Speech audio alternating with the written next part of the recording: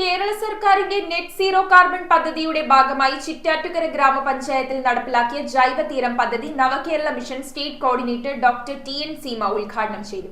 Haritha Keralam മിഷന്റെയും Indian റെയിൽവേയുടെയും സഹകരണത്തോടെ തീരദേശങ്ങളിൽ 1 kilometre നീളത്തിൽ വിവിധ ഇനത്തിൽപ്പെട്ട കണ്ടൽ ചെടികൾ വെച്ചുപിടിപ്പിക്കുന്നതാണ് ജൈവതീരം പദ്ധതി.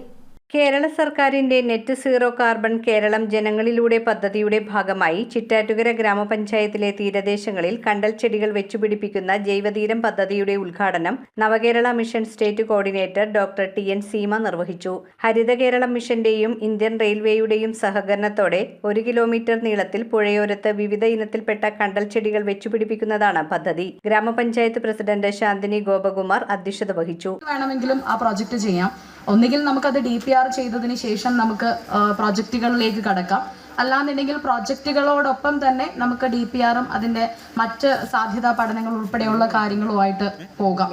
ഞങ്ങൾ രണ്ടാമത്തെ ഒരു ഓപ്ഷനാണ് ഭരണസമിതി ആലോചിച്ചത്. കാരണം സംസ്ഥാന സർക്കാർ ഈ പ്രാവശ്യം ഏറ്റവും ദീർഘവീക്ഷണത്തോടു കൂടി നടപ്പിലാക്കുന്ന പല പദ്ധതികളും സർക്കാർ വളരെയധികം ദീർഘവീക്ഷണത്തോടു കൂടി തന്നെ ഏറ്റവും ജനോപകാരപ്രദമായിട്ടുള്ള രീതിയിൽ തന്നെയാണ് നടപ്പിലാക്കിക്കൊണ്ടു. ഇന്ത്യൻ റെയിൽവേ പ്രതിനിധി പരീത് ചടങ്ങിൽ മുഖ്യാതിഥിയായിരുന്നു. ഹരിത കേരളം മിഷൻ ജില്ലാ കോർഡിനേറ്റർ രഞ്ജിനി എസ് പദ്ധതി വിശദീകരണവും Paravur block panchayat vice president KS Saneesh മുഖ്യപ്രഭാഷണവും നടത്തി. ജില്ലാ panchayat member AS Anilkumar, panchayat vice president PP Arush, VA Thajudheen, Sameera Unnikrishnan, Laiby Saju, AK Muraleedharan, Dhanya Babu, MS Abhilash, Vasanthi Pushpan, MA Sudheesh, PA Shamsudheen, TS Rajan, MA Sheikh, PM Sudarshanan, Raju Jose, Sara BV Saleem, Ajay George എന്നിവർ പ്രസംഗിച്ചു.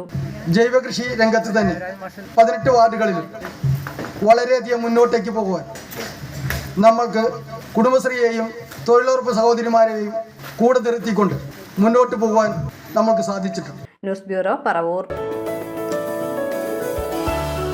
Paravur gold jewellery, north Paravur.